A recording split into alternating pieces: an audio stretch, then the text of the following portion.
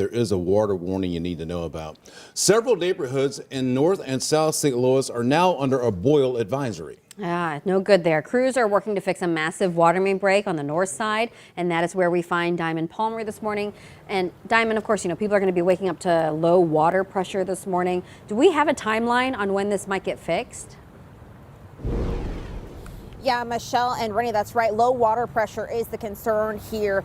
From the city, we do not really have a clear timeline about when this will be fixed, but we know from crews on the scene, they're going to be here all morning. I want you guys to see just how deep this water is. We are standing on Branch and 11th. Right now, you can see the water is really ponding up to the height of the curb, which is making it dangerous, of course, not only for drivers coming through this area that don't know what's going on, but of course, like you said, for people waking up with low water pressure. Now, we want to show you a map of this affected areas here this morning. Like you said, that includes parts of North St. Louis, like neighborhoods in Carr Square, Jeff Vanderloo, and St. Louis Place. Now, the city's water division says it's a 36-inch water main break causing that low water pressure, and that's why they're issuing this boil advisory. Even parts of Soulard near downtown St. Louis are also affected, as well as South St. Louis neighborhoods of Benton Park and Marine Villa. Now, the crews say if you are in these areas that are affected, you should boil your water first before using it. Now, our crews have been on the scene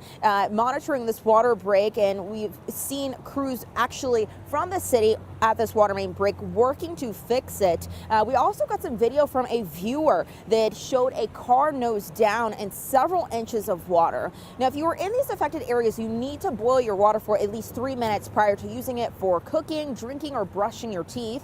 Showers and baths are okay, but you also want to remember to throw out your ice cubes if you have any of those in your freezer, and wash your dishes with a little of bleach. Now, the city of St. Louis says they will be conducting water tests for this water main break, which is pretty usual, but they're looking for things like possible contamination of this water. They're going to continue to do that, but they say the results could come back in about 24 hours. So we'll continue to keep an eye on this for you. As you can see, just a car coming through this water right now.